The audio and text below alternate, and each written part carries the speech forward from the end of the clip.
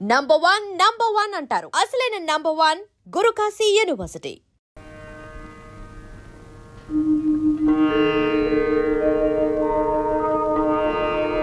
స్వామి గజానన,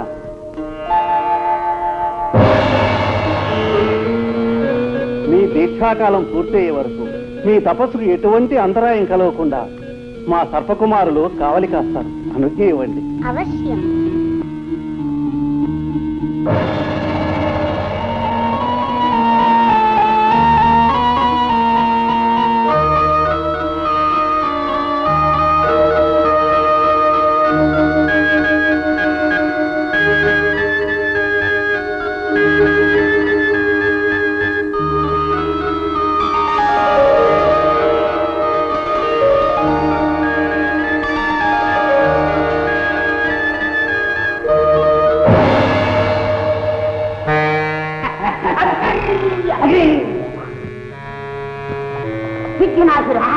ఒక చిన్న సతాత సందేహము. ఏమిట్లాది? ఈ గజాననుడు బురతడుగా ఉన్నప్పుడు చెబుతో కొడితేనే మన దేవరవారు అదిరిపోయినారు. ఇప్పుడు తండంతో కొడితే మనం ప్రాణాలతో ఉంటామా అని ఇటువంటి సందర్భంలో మనం ఎక్కడుంటాం? అనుకుంటాం. చూపించి నీ శక్తి చూపిస్తాం. మా మాయాశక్తితో వీళ్ళని గొడవలు వారించి గొడవలు కొడతాం. ఓం శిఖరాయ నమః.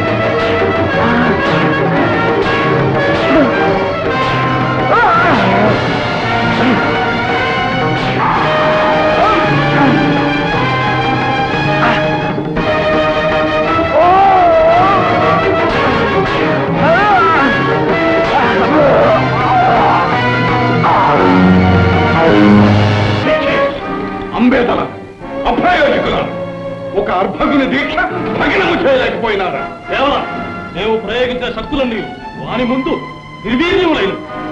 కల్పించిన విఘ్నములు భగ్నములైనవి. దేవరా సందేహమేలా? కాదు దేవరా, ఒక చక్కటి చిక్కటి ఆలోచన తట్టే ఈ విధముగా చేసిన ఇటులో ఎంత వారలైన కాంతదాసులే అని కదా ఆర్యోస్. ఒక పిటపిటలాడే సుందరాంగిని పంపిన వాడి ఒళ్ళు చిటపటలాడకపోవునా? గుటకలు వేగ మానునా? ఎట్లా ఎట్లా ఎట్లా?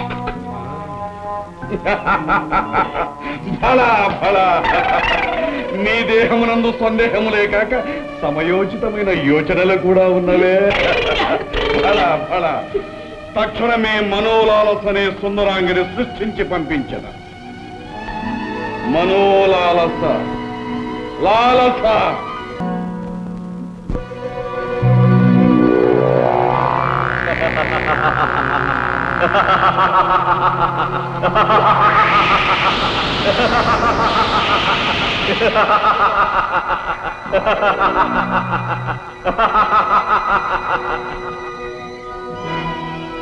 భళా గజానన భళా, అరిషడ్వర్గాలను జయించి జితేంద్రుడవని పిలుచుకున్నావు.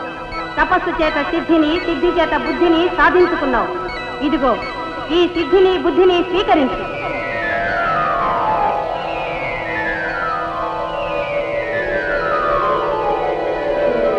ఈనాటితో నీ తపోదీక్ష విజయవంతంగా ముగిసింది. విజయోస్తు.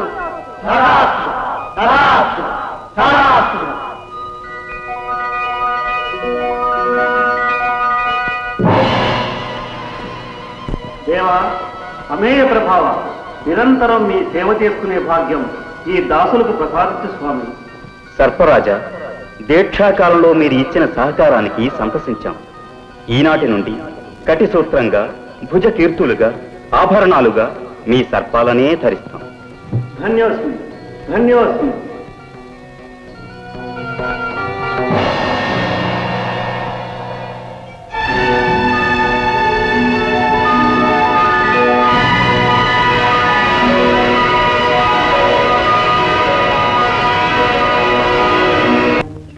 కందుకన్ని విసురుతున్నా, పట్టుకోవాలి పట్టుకోవాలి.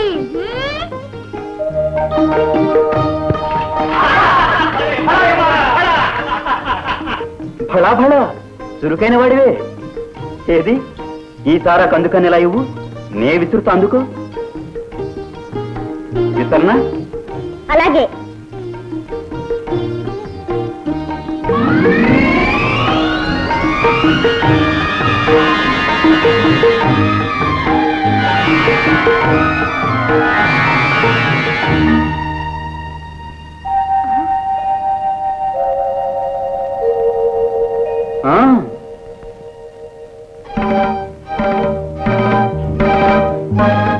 వెళ్ళు.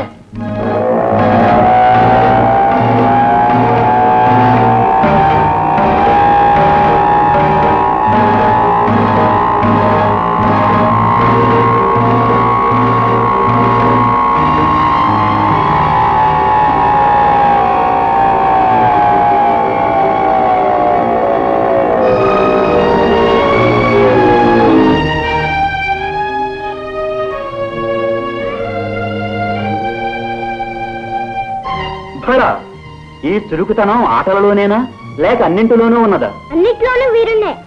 నిన్ను చూస్తుంటే నాకు ముచ్చట వేస్తున్నది. రా. నీ రూపం నాకెదురులా ఉంది.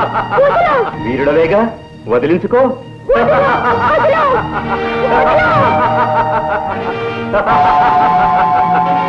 చూసుకో, దీంతో నిన్ను నీ తొండాన్ని ఖండఖండాలు చేస్తాను.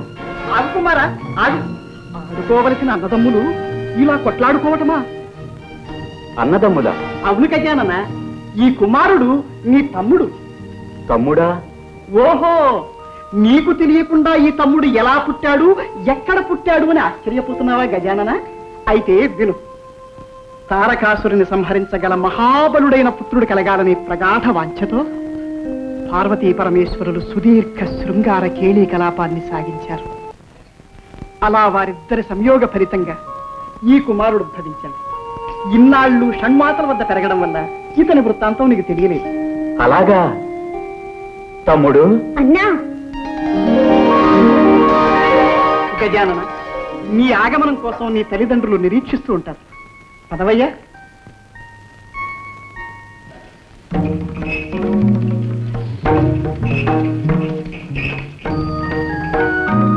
జననీ జనకులకు అభివాదాలు. శుభమస్తు. గజానన, నీ దీక్ష భవదనుగ్రహం వల్ల నిర్విఘ్నంగా పూర్తయింది.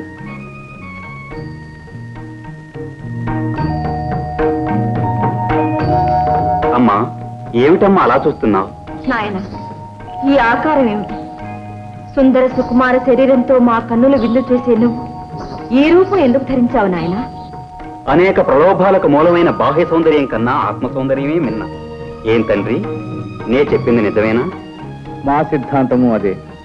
అందుకే భస్మాంగ రాగం, నాగాభరణాలు, గజ చర్మ ధారణ ఎన్నుకున్నాం. కానీ మీ జనని సౌందర్య లహరి, త్రిపుర సుందరి. అందుకే ఆమె సృష్టిలో దృష్టిలో అంతా సౌందర్యమయంగా ఉండాలని కోరుకుంటుంది. ఏం భవానీ? క్షణికమైన మనోభ్రమణంలో అన్నానే కాని అలంకారాల వల్ల లేని అందం వస్తుందా, ఉన్నది తరిగిపోతుందా? ఏమి ధరించినా మీరు సౌందర్యమూర్తులేగా. ఏ రూపంలో ఉన్నా నా బిడ్డడు నా కంటికి ఆనంద స్వరూపుడుగానే ఉంటాడు. అన్ని లోకాల్లోనూ అన్ని కాలాల్లోనూ ఈ అవతారమూర్తే ఆరాధనీయుడవుతాడు. పరమేశ్వర, అసుర నాశనానికి కావలసిన అర్హతలన్నీ గజానన వారికి సిద్ధించినట్లే. మరి మూషికునిపై దండయాత్రకు ముందుగా ప్రపంచంలోని సర్వశక్తులు చిరంజీవికి సంప్రాప్తం కావాలి. అందుకు గజాననుణ్ణి అన్ని గణాలకు అధిపతిని చెయ్యాలి. శుభస్య శీఘ్రం. గణాధిపత్య మహోత్సవం అపూర్వంగా అంగరంగ వైభవంగా జరగాలి. అందుకు కావలసిన ఏర్పాట్లు మేమే స్వయంగా జరిపిస్తాం. శుభమస్తు.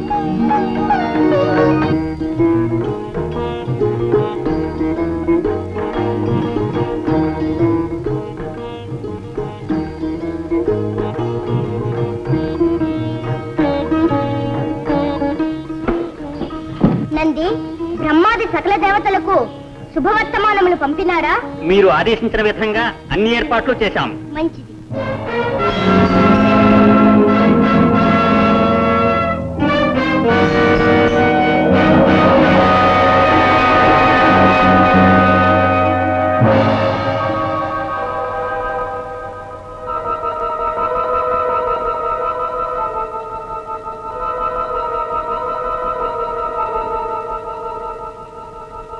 ఏర్పాట్లన్నీ సక్రమంగా జరగాలి.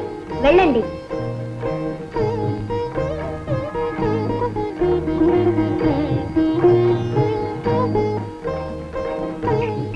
కార్తికేయుల వారికి అభివాదాలు.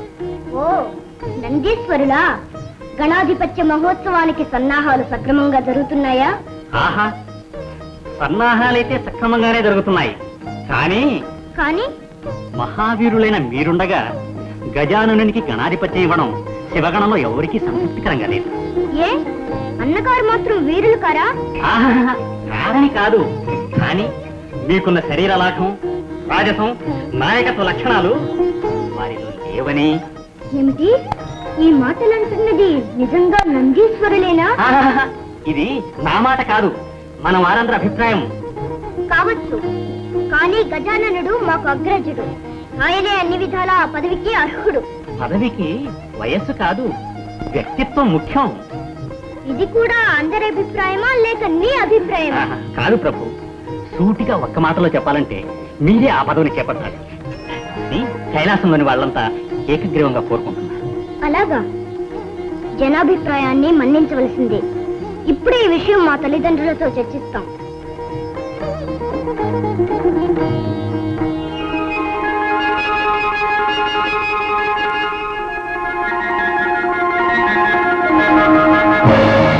కుమారా, అగ్రజుడు గజాననుడుండగా గణాధిపత్యం నీకెలా ఇమ్మంటావు?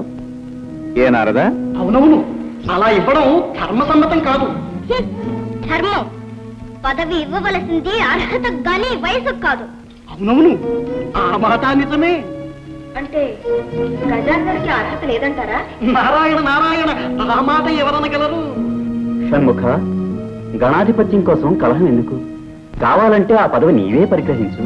దానంగా పరిగ్రహించవలసిన అగత్యం మాకు లేదు. ఎవరు సమర్థులో నిర్ణయించి వారికే ఇమ్మంటున్నాం. అయితే పెద్దల నిర్ణయానికి కట్టుబడి ఉంటావా? అవశ్యం. మేము పెట్టే పరీక్షకు మీరిద్దరూ సిద్ధమేనా? ఓ అయితే మరి మీలో ఎవరు ముమ్మారు విశ్వప్రదక్షిణం చేసి ముందుగా వస్తారు వారే గణాధిపత్యానికి అర్హులు. అగ్రజ, విన్నావుగా పంతు, చూద్దాం ముందెవరు వస్తారు.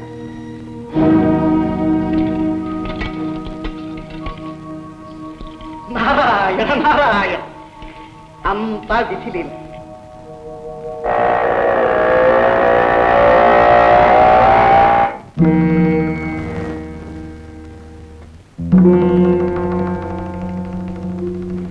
మీలో ఎవరు ముమ్మారు విశ్వప్రదక్షిణం చేసి ముందుగా వస్తారు వారే గణాధిపత్యానికి అర్హులు.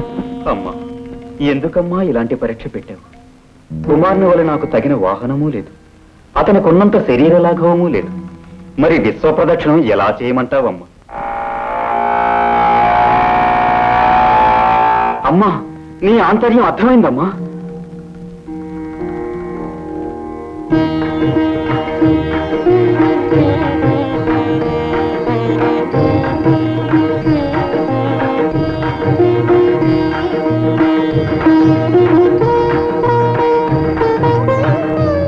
మాతృదేవో భవ, పితృదేవో భవ.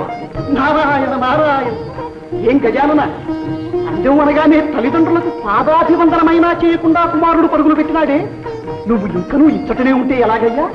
అంబికాసుని ఆంతర్యం అతి నిగూఢమైనది. సర్వాంతర్యామి అయిన మీకు తెలియని అంతర్యమా?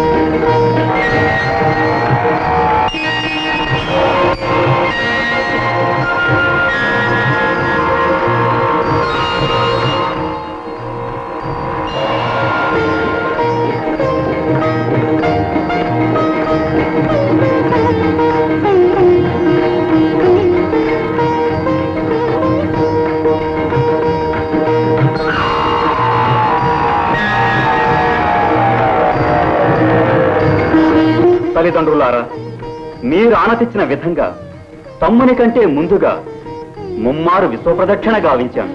నారాయణ నారాయణ, ఇక్కడే మా కనుల ముందే ఉన్నావు. విశ్వాన్ని ఎప్పుడు ఎలా చుట్టి వచ్చావయ్యా?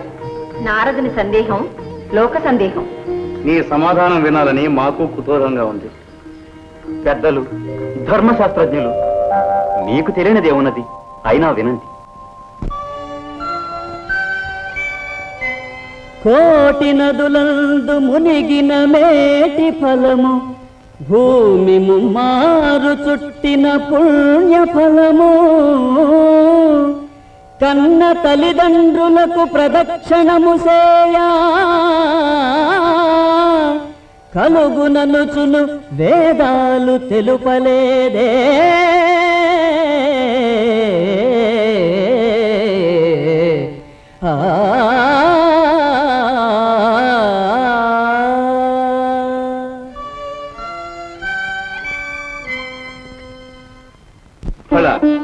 నువ్వు చెప్పినది నిజమే గజానన.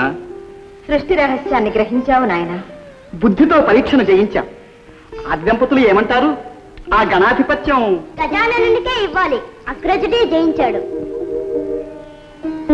కుమారా, అహంకారంతో ప్రవర్తించినందుకు నన్ను క్షమించండి. ఇప్పుడు మనసారా నా ఓటమిని ఒప్పుకుంటున్నాను. కానీ నాదొక చిన్న సందేహం. ఏమిటది కుమారా? ఏముంది? నావల అగ్రజులకు శరీర లాఘవము లేదు, వాహనము లేదు. మరి నాకన్నా ముందుగా విశ్వాన్ని ఎలా చుట్టి రాగలిగాడు అని. ఏం కుమారా, అదేగాని సందేహం? అదే. ఆ సందేహాన్ని గణపతే నివృత్తి చేస్తాడు. తమ్ముడు, నిజానికి నేను కైలాసంలోనే ఉన్నాను. మాతాపితరులకు మాత్రం ముమ్మారు ప్రదక్షిణ చేశాను. అంటే వారే ప్రకృతి పురుషులు. వారి కలయిక వలనే సృష్టి ఏర్పడింది. వారికి ప్రదక్షిణ చేస్తే విశ్వాన్ని చుట్టి వచ్చినట్టే కదా. ఆ ప్రకృతి పురుషుల సంయోగ స్వరూపం ఏ విధంగా ఏర్పడిందో, సమస్త లోకాలు తీర్థాలు వారిలో ఎలా ఇమిడి ఉన్నాయో చూడు.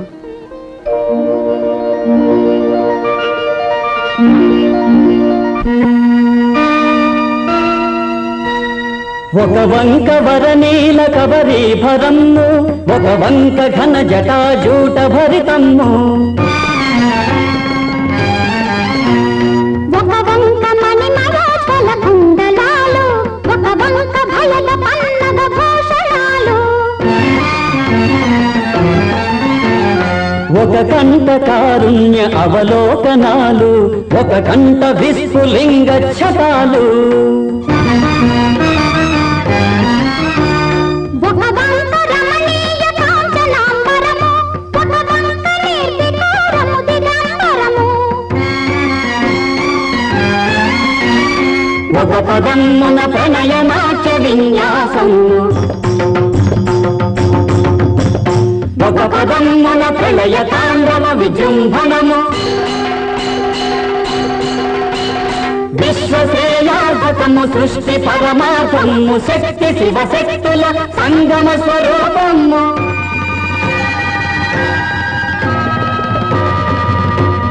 సర్వరక్షాకరము, దుష్టపీడాహరము, అనశ్వరము, శుభకరము, అర్ధనారీశ్వరము.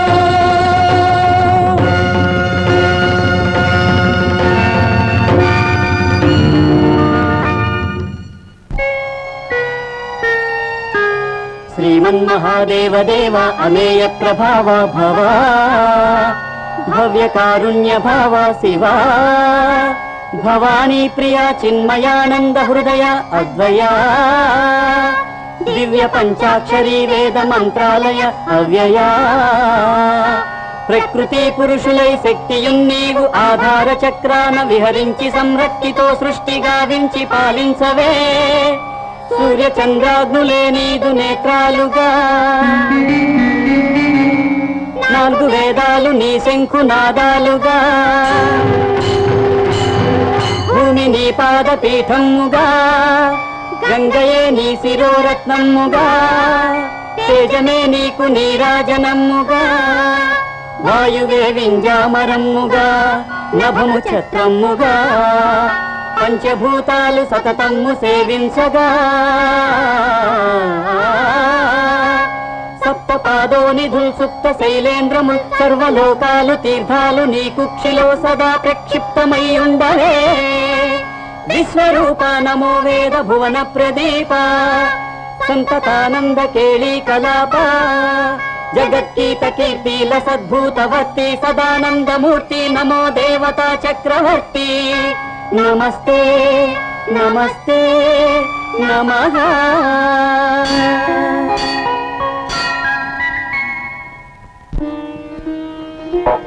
అగ్రజ, వీరుడనని అహంకరించిన నాకు కళ్ళు తెరిపించి తత్వం బోధపరిచావు.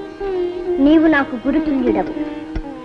ఈనాటి నుండి నీకు కుమార గురువు అనే పేరు సార్థకమవుతుంది. కుమారా, మీరిద్దరూ కారణ జన్మలు.